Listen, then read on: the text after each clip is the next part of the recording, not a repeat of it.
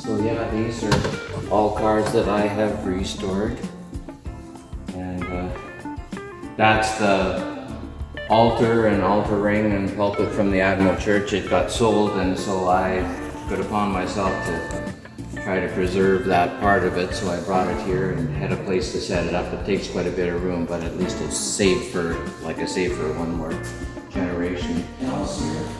This car actually I dug out of a neighbor's rock pile. And it took me a few years, but I've got it finished now. So yeah, and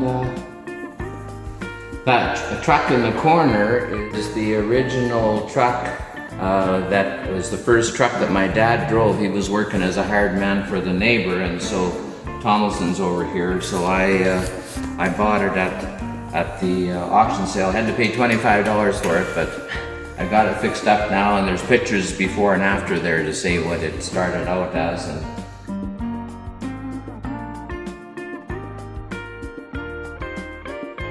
then with the railway, like the railway is right here, you can see it on this side of that grass bank, or maybe you can't see the train track, and maybe if you look this direction you'll see the train track.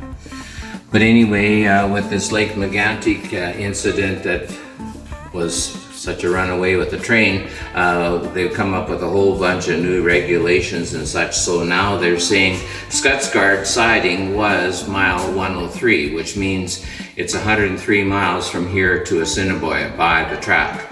And with this new regulations, they couldn't have numbers anymore, so they've changed the name of this siding to Hagen.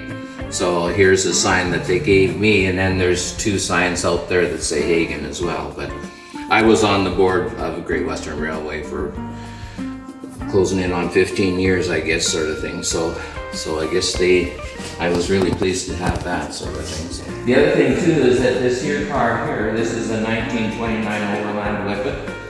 And it's a 4-cylinder. There was either 4s and there were 6s as well, 6 cylinders as well. But anyway, this car, I found out now that this was sold brand new here in Scotsguard in 1929. There was a Whippet dealer here in 1929.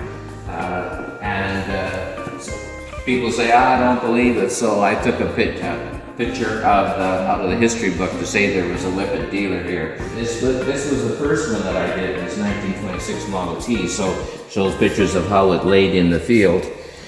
And I paid $50 for it, and I tell everybody I paid $250 too much because it didn't have a windshield, didn't have the top bows, had nothing of the inside, and the rear end was gone, and the front, and the engine was wrong. So I but it was the first one that I did, so I didn't know what I was doing, but I got a little smarter as time progressed. So it's called experience, I guess, right? So like those are the baptism fonts that I was telling you about for Admiral and Scotsguard and Instill. And United Church and Admiral gave me this here. That's the minister's chair for the United Church. And that was the minister's chair for the Lutheran Church. So a little bit of difference, but served a purpose. And these are the original benches out of the CPR station here in Scotsguard.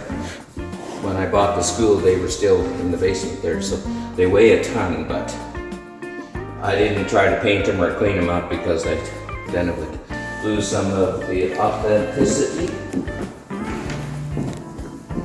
And then I'm quite involved in music, so that shows the progression of recorded music from cylinders to discs to records.